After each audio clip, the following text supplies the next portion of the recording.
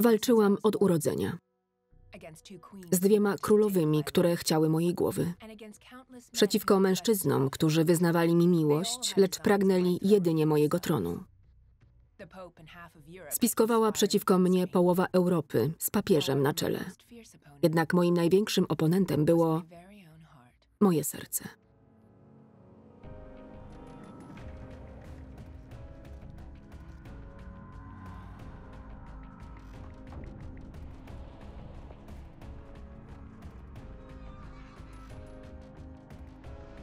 Kobiety, które tworzyły historię. Elżbieta I, poślubiona Anglii. Byłam królową Anglii i głową jej kościoła. Przewodziłam dumnemu narodowi. Przeprowadziłam mój kraj przez burzę wojny religijnej. A teraz stałam przed największym wyzwaniem mojego życia.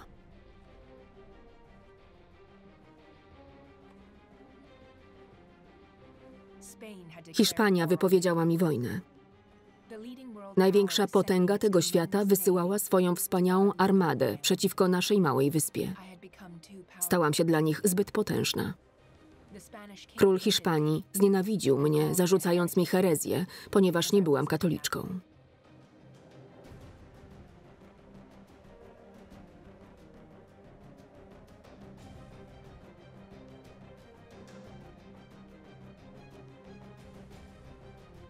Południowa Anglia, rok 1588. 130 hiszpańskich wojennych galer zbliżało się do wybrzeży Anglii. Ich załoga liczyła 30 000 żołnierzy. Niezwyciężona armada.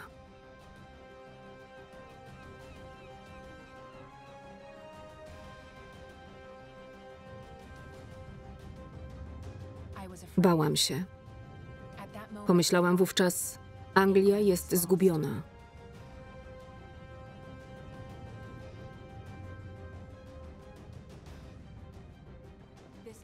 A więc bitwa. Rodacy, jestem tylko kobietą. Ciało moje jest słabe, ale dumne. Panowie, za Anglię. Nie mogę powiedzieć tego inaczej. Duszno mi. Ostrożnie włosy. Pani, oddziały są gotowe. Jak ja nienawidzę wojen. Pusty skarbiec, ta cała przelana krew. I nie wiadomo, jak to się skończy.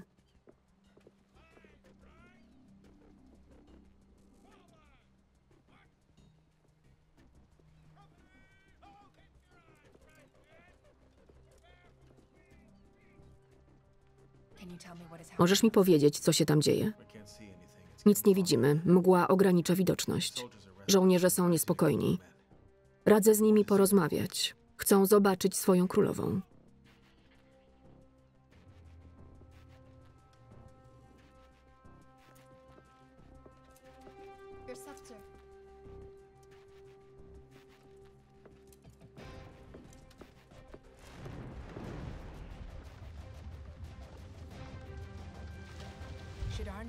Jeśli nasza flota zawiedzie, tylko moi żołnierze będą mogli ocalić nasz kraj.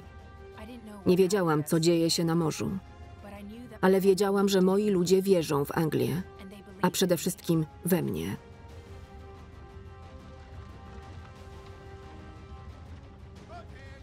Prezentuj broń. Na prawo patrz. Miałam jednak broń, która dodawała im odwagi. Moje słowa. Dołączam do was, by zginąć w walce i zmienić się w proch lub żyć. Dla mojego Boga i dla mojego królestwa. Dla mojego ludu, dla mojego honoru i dla mojego dziedzictwa. Choć mam tylko słabe ciało kobiety, posiadam serce i odwagę króla, króla Anglii. A to serce przepełnia nienawiść na myśl, że Hiszpania ośmiela się naruszać granice mojego kraju.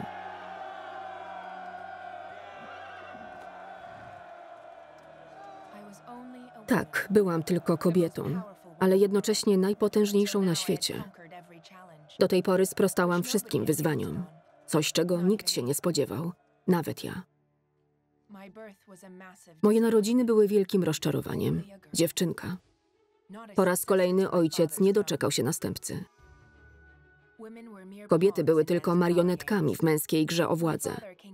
Mój ojciec, król Henryk VIII, miał 6 żon.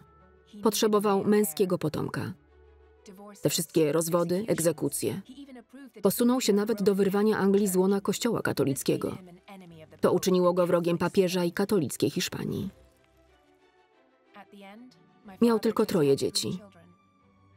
Mojego przyrodniego brata Edwarda, który zmarł bardzo młodo, moją starszą przyrodnią siostrę Marię i mnie. Hampton Court. Gdy byłam jeszcze dzieckiem, zabrano mnie z domu na wieś.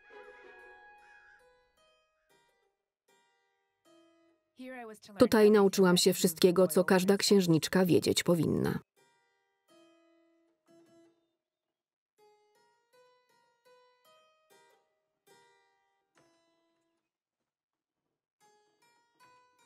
Ale to mi nie wystarczało.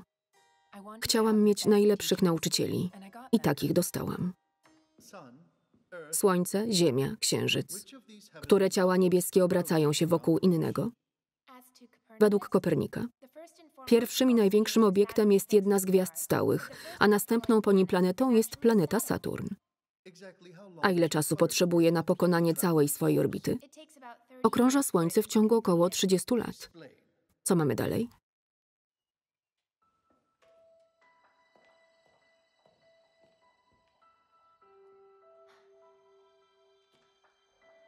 Następny jest Jowisz, Mars, a potem Ziemia. Za nimi Wenus i Merkury. W centrum znajduje się Słońce. Władałam 6 różnymi językami. Czytałam antycznych klasyków, opanowałam retorykę i uwielbiałam matematykę. W wieku 15 lat byłam lepiej wykształcona niż większość chłopców z dworu. Nie chciałam być od nich w żaden sposób gorsza. Chciałam przygotować się do walki o koronę Anglii.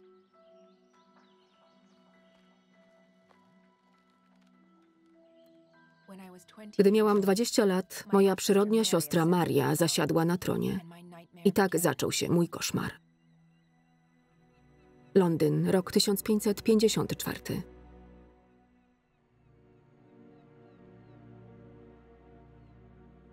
Torturować, powiesić i spalić ich wszystkich. Wasza wysokość, mówimy o setkach. Tym lepiej. Tę plagę protestantyzmu trzeba wytępić natychmiast.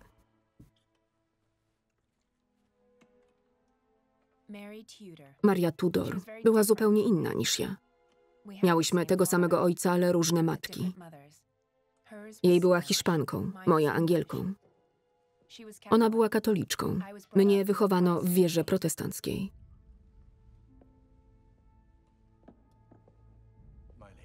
Wasza wysokość, proszę to przemyśleć. To twój lud. Na ulicach nazywają cię pani... Wiem. Wiem. Krwawą Marią. Wasza wysokość, może to czas, by zagubione owieczki powróciły do naszej zagrody? Owieczki. Tak, tacy właśnie są ci Anglicy. Uparci i głupi. Wystarczy spojrzeć na moją siostrę, księżniczkę Elżbietę. Jest najgorszym elementem całej tej hołoty. Nie rozumiem, wasza wysokość. Czego tu nie rozumieć? Z całym szacunkiem, ludzie kochają młodszą siostrę królowej. Córkę tej ladacznicy, Anny Boleyn? Ona spiskuje z tymi wszystkimi przeklętymi protestantami. Zamknąć ją w Tower.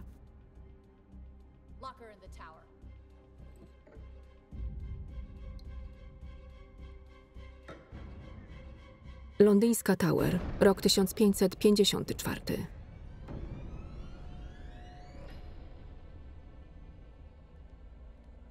W końcu mnie zamknęła. Każdego dnia czekałam na śmierć. Wielu stracono w tym miejscu, tak jak moją matkę, Annę Boleyn.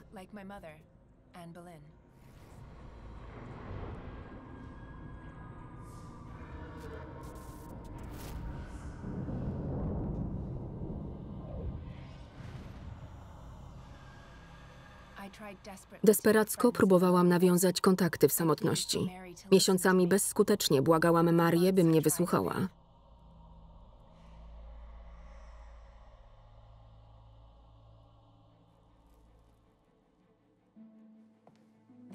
I w końcu mnie przyjęła.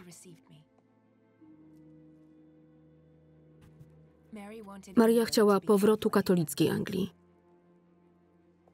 a ja stałam jej na drodze. Byłam następna w kolejce do tronu i Bóg mi świadkiem, nie byłam przyjaciółką jej kościoła.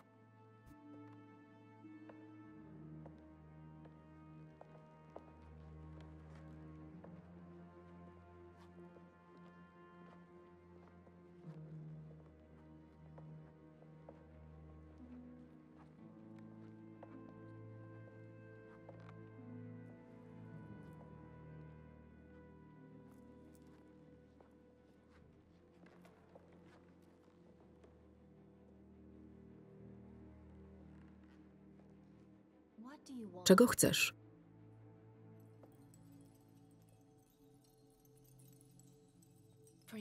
Żebyś mnie wysłuchała, pani.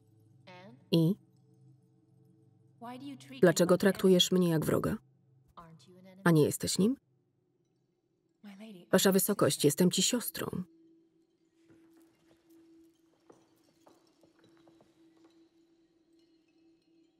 Zdradziłaś prawdziwą wiarę i chcesz mojego tronu, bękartko.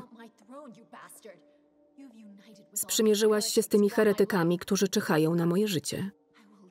Przywrócę na tej wyspie prawdziwą wiarę, a ty mi w tym nie przeszkodzisz. Ojciec Święty i Hiszpania są ze mną. Siostrzyczko. Przysięgam, że nigdy nie brałam udziału w żadnym spisku przeciwko waszej królewskiej mości. Jestem lojalną poddaną i zawsze będę. Czyżby pobyt w Tower uczynił cię nagle katoliczką? Wasza wysokość, proszę o czas na lepsze zrozumienie waszej wiary. Poznam ją i nawrócę się. Błagam, wypuść mnie. Zrobię wszystko. Przysięgam na wszystko, co święte.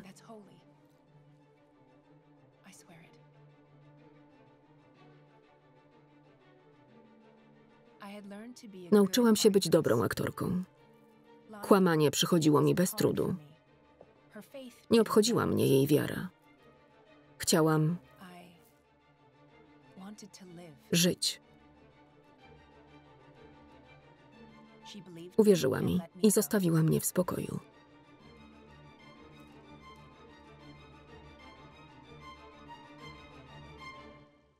Hatfield House, rok 1558. Przeniosłam się na wieś, z dala od Londynu i Marii. W odosobnieniu dowiedziałam się, że spodziewała się dziecka ze swoim mężem, królem Hiszpanii. Ale zamiast następcy tronu dostała wrzodów. Niedługo później nadeszła wiadomość, która wszystko zmieniła.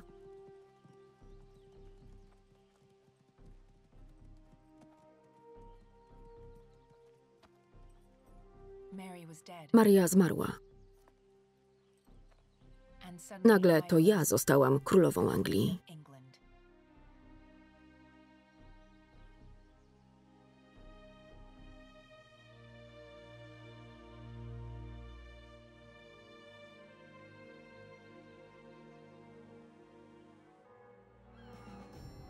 Londyn, rok 1558.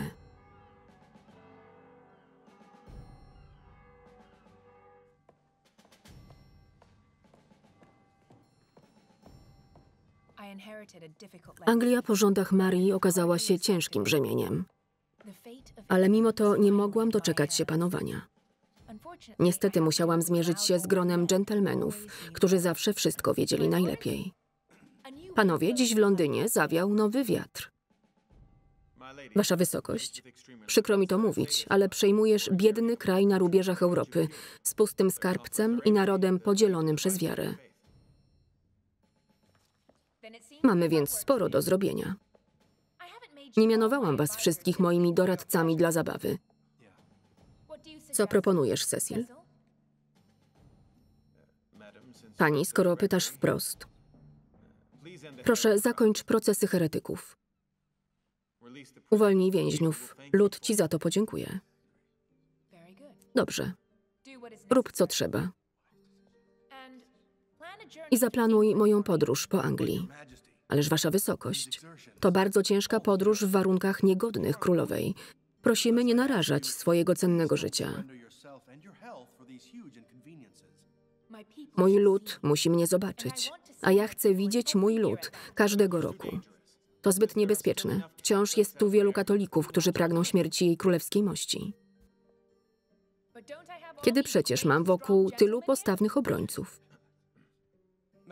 Z całym szacunkiem, ale wasza wysokość nie zna tych szaleńców. Proszę mi wierzyć, potrzebowalibyśmy przeciwko nim całej armii. To nie wasza wysokość powinna się udać w podróż, lecz żołnierze naszej armii, za zgodą waszej wysokości. Tego właśnie potrzebuje Anglia. Uderzenia w katolików.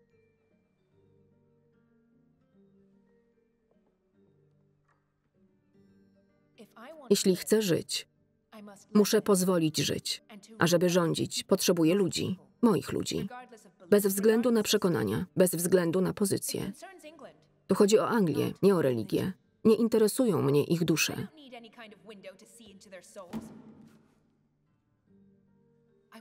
Chcę tolerancji. Wyruszymy z Greenwich do Dartford, gdzie chciałabym zostać przyjęta przez lorda Cobhama. Następnie udamy się do pałacu Eltham i pałacu Nonsuch, a potem do Glastonbury, gdzie złożę wizytę burmistrzowi.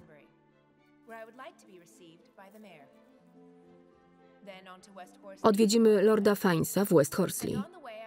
Chciałabym zrobić 2 lub 3 przystanki w małych wioskach, które wy wybierzecie. Wrócimy pod koniec września.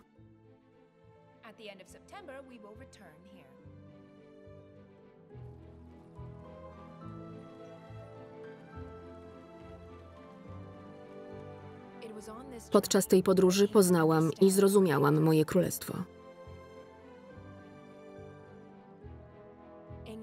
Anglia była straszliwie biedna, a szlachta skorumpowana. Wszystko wyglądało jak sparaliżowane, jakby czas stanął w miejscu.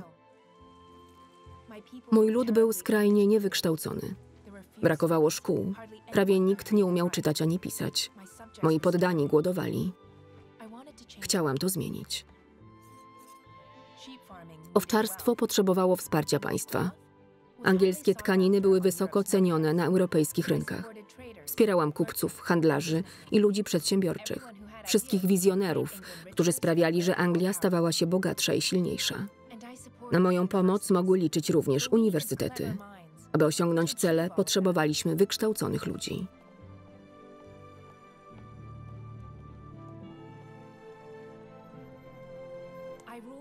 Rządzenie stało się moją pasją.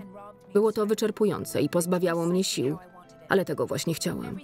Wszystko mogło być takie piękne, gdyby nie jeden mały, przykry fakt.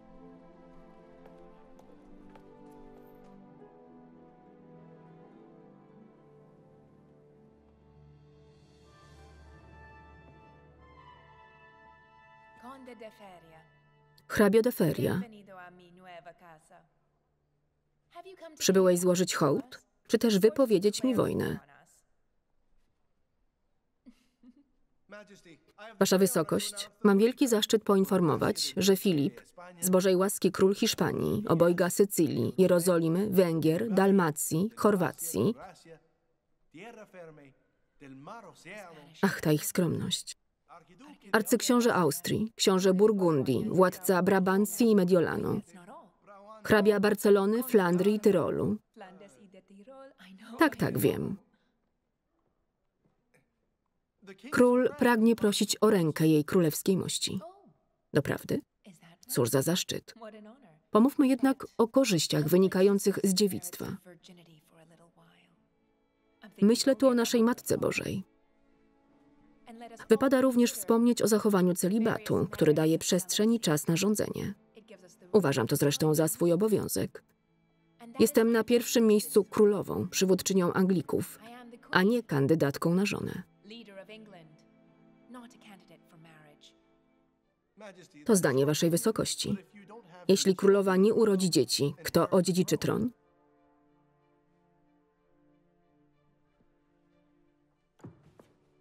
Jak widać, jestem na razie jak najbardziej żywa. Póki to się nie zmieni, chciałabym, aby przyjaźń między naszymi krajami nieprzerwanie kwitła.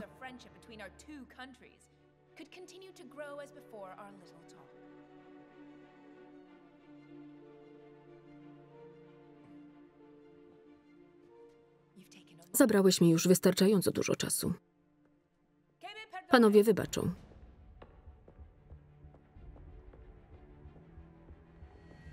Co za bezczelność. Naprawdę nie ma ważniejszych spraw? Co mężczyznom tak przeszkadza? Uganiają się za mną jak psy. I dlaczego król Hiszpanii się mną interesuje? Pretensjonalny papista. Mam go przyjąć, bo pochodzi z Wielkiego Madrytu? Wasza wysokość, król czeka na odpowiedź. Jego propozycja wydaje nam się całkiem korzystna, a poślubienie go byłoby politycznie bardzo rozsądne. A więc trafiłam na targ bydła, tak? Czuję się jak kobyłka wystawiona na sprzedaż. Kto kupi to wspaniałe zwierzę? Wasza wysokość, chodzi wyłącznie o dobro Anglii, o następcę tronu. Więc wpuszczę do alkowy Hiszpanię lub Francję, byleby jak najszybciej dać wam sukcesora. Męskiego i prawowitego. Zamilcz. Anglia nie potrzebuje Hiszpanów.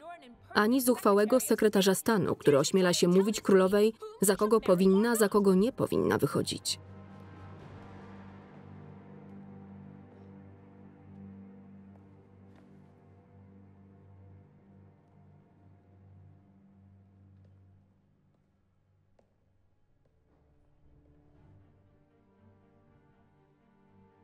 Wasza wysokość, błagam.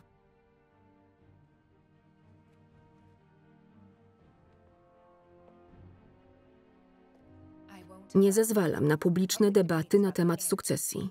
A ty, uważaj. Jeśli jeszcze raz powiesz, że jestem tylko kobietą,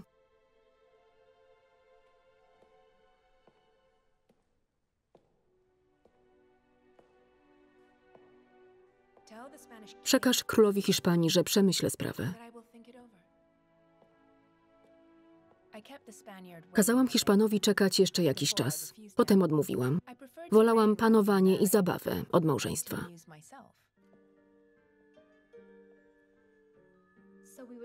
Mamy te niebieskie od Roberta, hrabiego Leicester.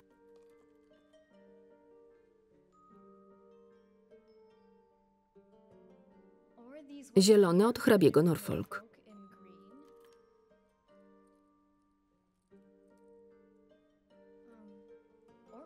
A może perły od Francisa Drake'a?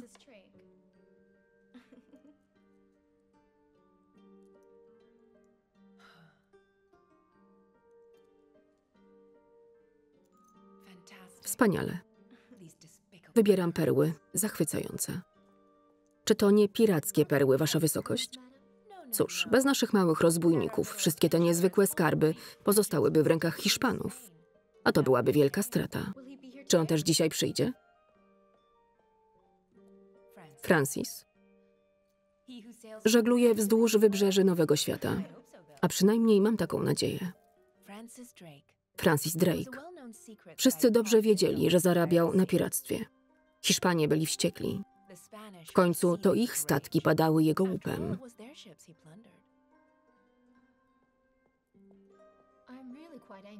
Musimy się pośpieszyć. To mówi, że Nowy Świat należy tylko do Hiszpanów. Papież. Ale kto słucha papieża? Z całą pewnością nie piraci.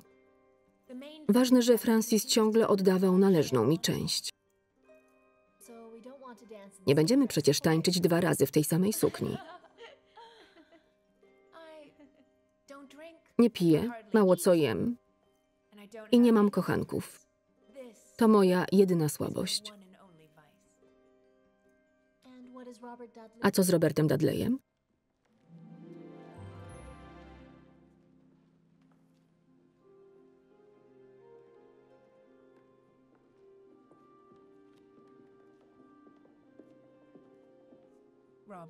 Robert.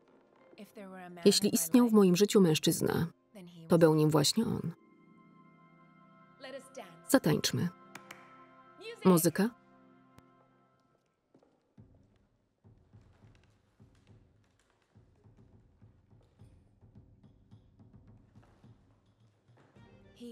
Był moją wielką miłością.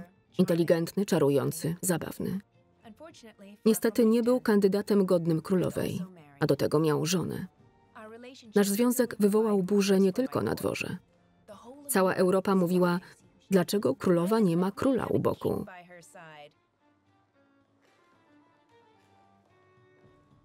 Miałam wielu zalotników.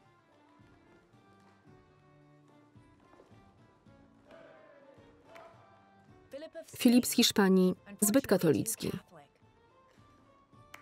Mój urodziwy Szwed Eryk, zbyt niecierpliwy. Car Iwan, zbyt nikczemny. No i François, moja urocza francuska żabka.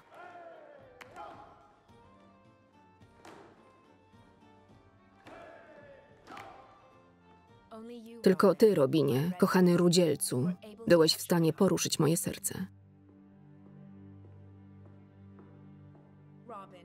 Robin, nie wygłupiaj się. Nigdy. Dlaczego nie?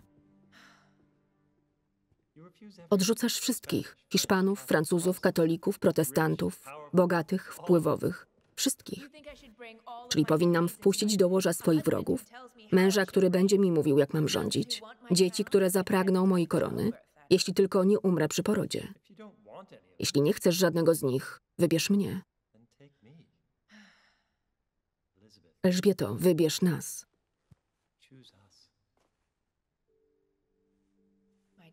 Mój drogi Robercie, królowa przed ołtarzem, u boku stajennego, przed Bogiem. Jesteś najpotężniejszą kobietą w tym kraju. Możesz zrobić, co chcesz. Dokładnie. Dlatego nie zamierzam wychodzić za mąż.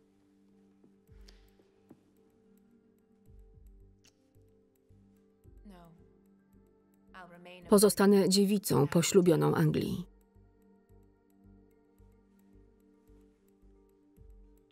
Chcesz usychać jak gałązka w moich ramionach? Po prostu nie chcę wystawiać mojej korony na ryzyko. Nie dla miłości, nie dla romansu. Jeśli nie wyjdę za mąż, pozostanę wolna.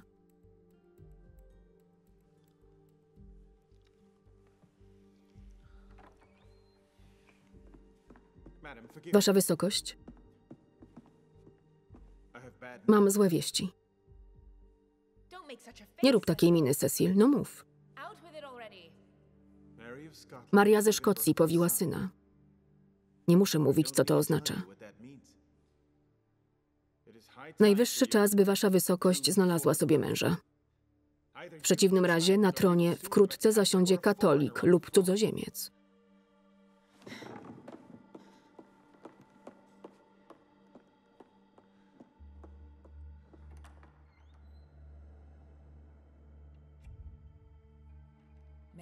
Maria Stuart. Moja katolicka kuzynka, królowa Szkotów. Dla katolików była prawowitą następczynią mojego ojca. A teraz miała coś, czego ja nie miałam. Męskiego spadkobiercę dla swojego kraju.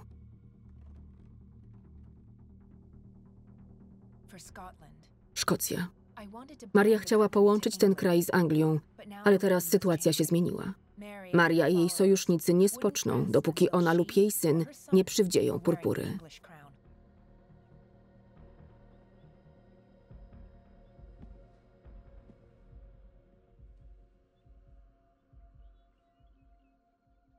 Ale romanse Marii zrujnowały jej polityczne plany. Jej mąż został zamordowany przez jednego z jej kochanków. To było za dużo. Morderstwo z miłości. Wielka głupota z jej strony. Szkocka szlachta chciała ją usunąć. Co zrobiła, kiedy zmusili ją do abdykacji? Zbiegła ze swojego królestwa. Pojawiła się w Anglii i poprosiła mnie o pomoc. Co miałam z nią zrobić?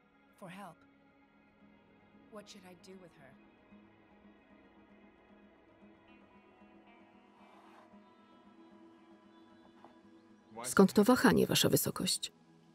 Wtrąćmy Marię do Tower. Jeśli nic nie zrobimy, wkrótce zdoła zasiąść na tronie. Angielscy katolicy widzą swoją szansę na objęcie władzy. Tylko nie do Tower.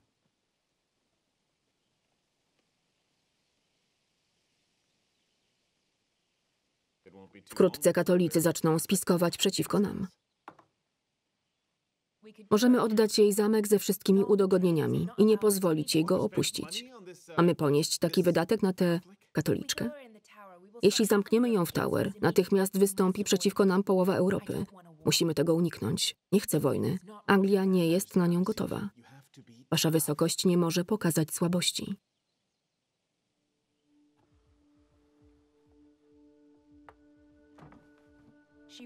Była bezsprzecznie moim wrogiem, lecz w jej żyłach, jak i w moich, płynęła królewska krew.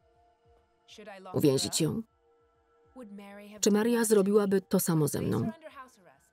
Umieścić ją w areszcie domowym, odpowiednim do jej statusu społecznego. Dać jej suknię, służbę, wszystko, czego potrzebuje. Kogo dobrze traktują, ten nie narzeka. I wszyscy się uspokoją. Nie mogąc dalej podburzać ludzi, nie stanowi zagrożenia. Szach.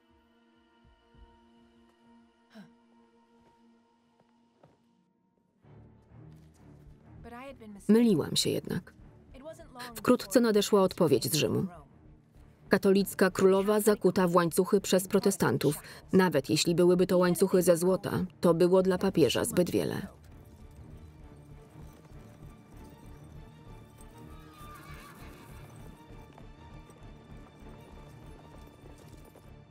Elżbieta, samozwańcza królowa Anglii, służebnica złego i heretyczka, zostaje ekskomunikowana, a ja, papież Pius V, uznaję jej roszczenia do tronu za bezprawne.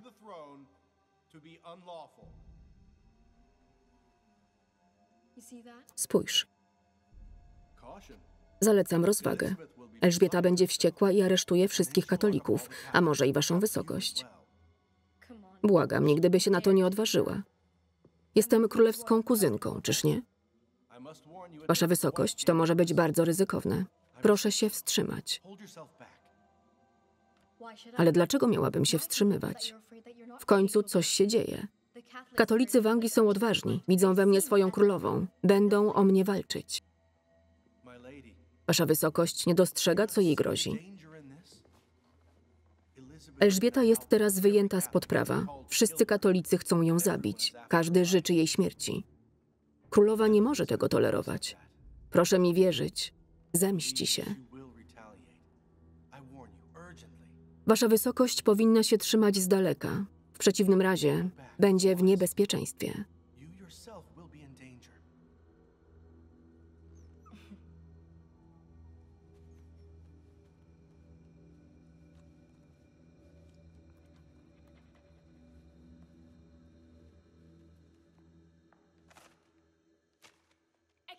Ekskomunikowana. Cóż za arogancja. Musimy jakoś zareagować.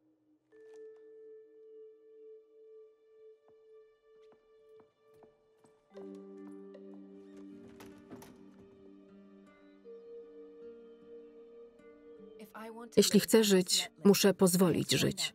Tak przysięgałam, gdy wstępowałam na tron. Chciałam być tolerancyjna. I byłam.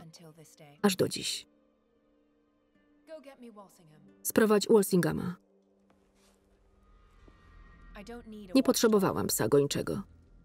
Tak naprawdę nie cierpiałam go. Jednak w tamtej chwili był odpowiednim człowiekiem.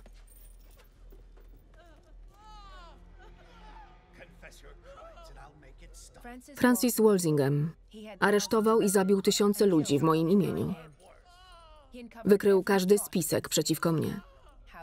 Jak tego dokonał? Nigdy nie spytałam.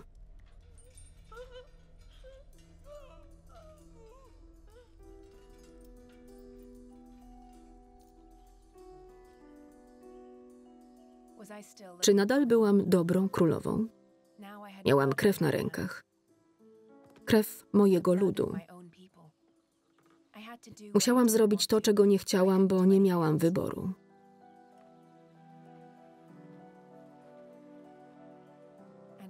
A to brzemię musiałam dźwigać sama.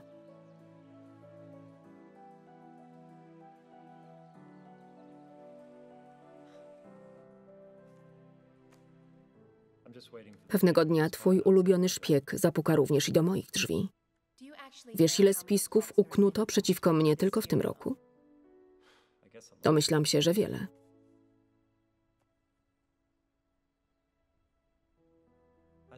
Zawsze myślałem, że nie chcesz patrzeć ludziom w duszę. Sądziłem, że chcesz... Jak śmiesz mnie krytykować? Ty nic nie wiesz. Tortury nie są niczym przyjemnym, to fakt. Lecz bezczynność byłaby wielkim błędem, oznaką słabości. Nie mogę pozwolić, by zdrada stanu pozostała bezkarna. Racja. Nie możesz tego zrobić. Robercie, co właściwie chciałeś mi powiedzieć? Być może twoi ludzie posuwają się za daleko. Twoim wrogiem nie jest twój lud, ale Hiszpania i Rzym, które spiskują z Marią. To ona zwraca katolików twojego kraju przeciwko tobie. Nie ma na to dowodów.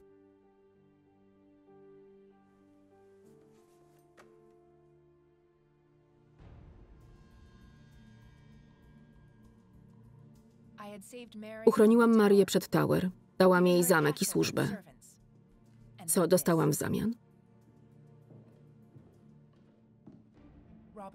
Robert miał rację. Przez cały ten czas kolaborowała z Watykanem i królem Hiszpanii. Wszyscy siedzieli w tym razem. Planowali mnie obalić lub nawet zamordować. Nie chciałam, żeby to była prawda. Ale Walsingham dostarczył dowody.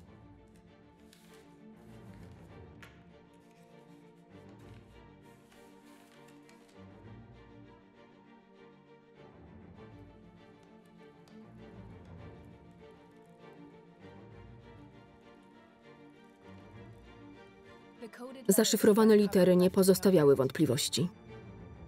Musiałam działać. Maria Stuart została osądzona i skazana na śmierć.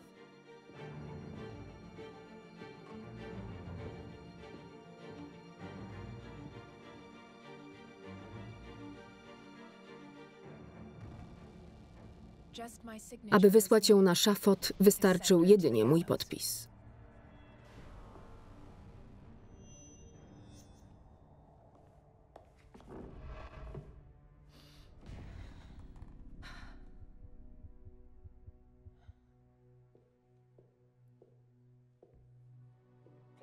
Usiłowanie zabójstwa to zdrada stanu.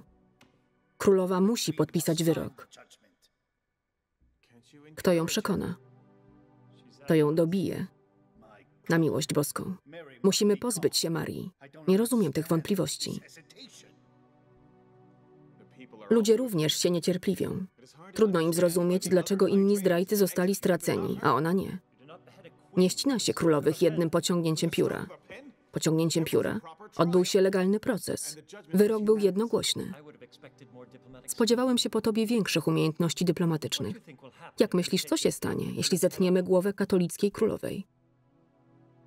Francja i Hiszpania wypowiedzą nam wojnę. Elżbieta ma dość rozumu, by wiedzieć, że Anglia jej nie przetrwa. Maria jest namaszczoną królową wybraną przez Boga. Jeśli zginie Maria, każdy władca będzie mógł skończyć tak samo, nawet Elżbieta. Tak, to możliwy scenariusz. Dlatego musimy być szybsi, prawda?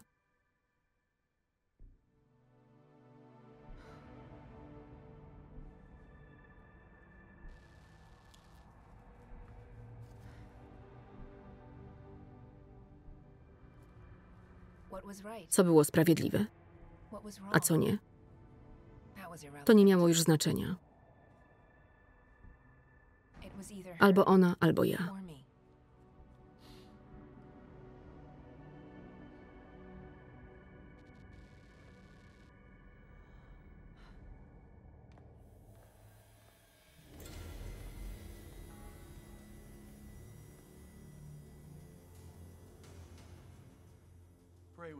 Módl się z nami. Jeśli naprawdę chcecie się za mnie modlić, dziękuję wam. Nie mogę jednak złączyć się z wami w modlitwie, gdyż nie wyznajemy tej samej religii.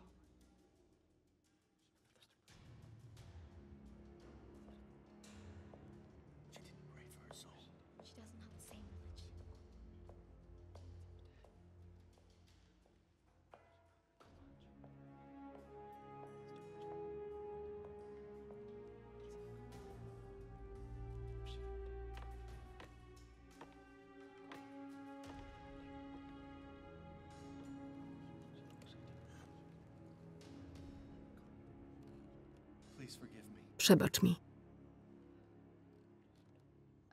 Przebaczam Ci z całego serca i wierzę, że położysz kres mojemu cierpieniu.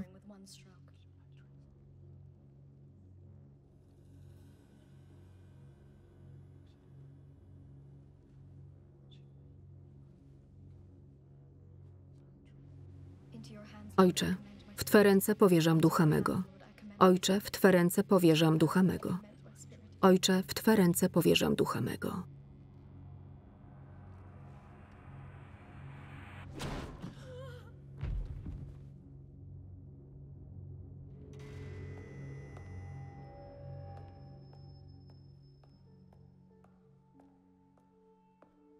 Kto? Kto odważył się to zrobić? Kto mnie zdradził? Który członek tej przeklętej rady wydał rozkaz egzekucji? Chcę jego głowy. Wasza wysokość sama go podpisała.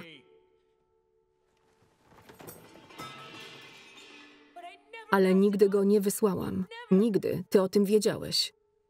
Wiedziałeś.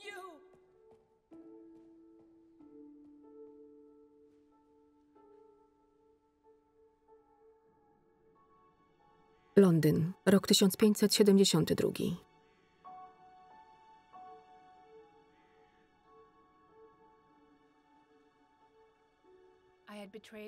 Zdradziłam to, co było dla mnie ważne. Moją koronę, moje przekonania. Co napiszą o mnie w przyszłości? Jak będą nazywać? Elżbietą Wielką? Czy może Okrutną?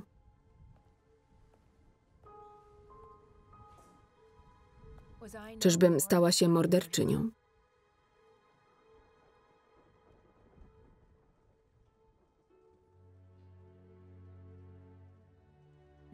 Nie. Jestem królową Anglii. I wszystko, co robię, robię dla dobra tego kraju i moich poddanych. Anglia jest moim przeznaczeniem. Moja przyszłość zależy od przyszłości tego kraju.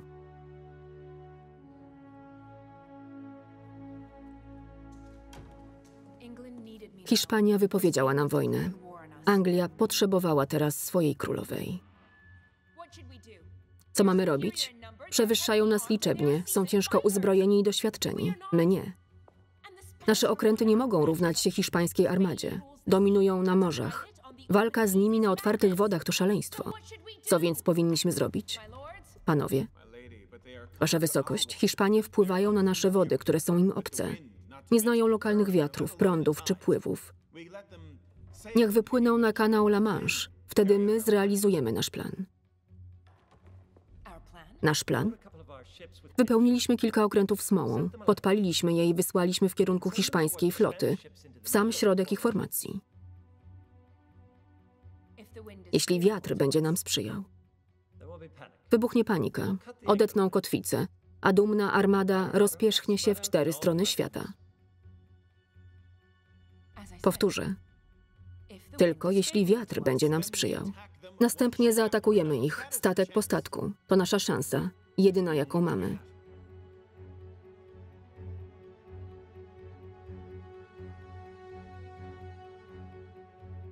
A zatem musimy wykorzystać tę okazję.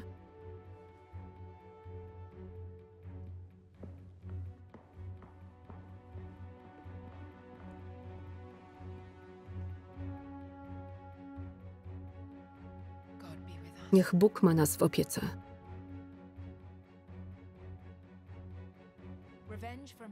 Zemsta za Marię Stuart była tylko wymówką. Celem była dominacja na morzach. Jakże szybko wszystko się zmienia. Król Hiszpanii, ten sam, który niegdyś o mnie zabiegał, teraz wysyłał armadę, by mnie pokonać. Bitwa morska rozegrała się u naszych wybrzeży. Niepewność była nieznośna. Nagle na morzu ucichły armaty.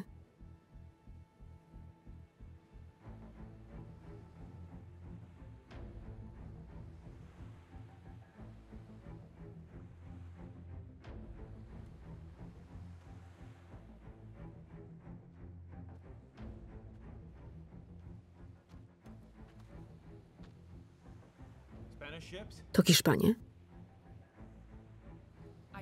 Nie wiem. Przygotować działa, Wasza Wysokość. Nie.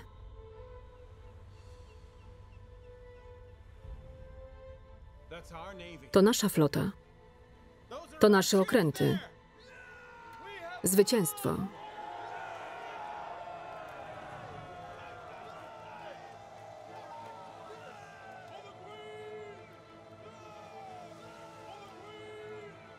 Anglia była ocalona. Hiszpania, światowa potęga, została powalona na kolana. Rozpoczynała się nowa epoka. Moja. Nosiłam angielską koronę przez 45 lat. Nigdy nie wyszłam za mąż i nie miałam potomstwa. Nigdy nie byłam sama, choć często czułam się samotna. To była cena, którą przyszło mi zapłacić. Zbyt wysoka? W żadnym razie. W 1603 roku, po 45 latach rządów, Elżbieta umiera.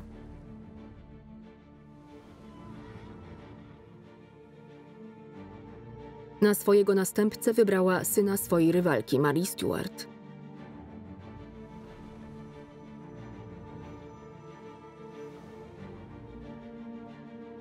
Epoką elżbietańską od imienia królowej nazwano okres jej panowania.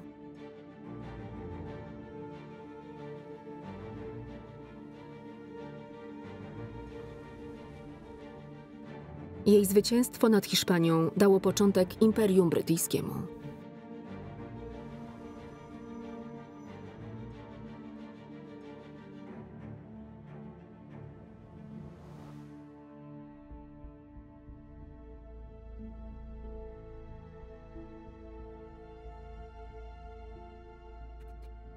Tekst polski Aleksandra Urbańczyk. Czytała Agnieszka Postrzygacz.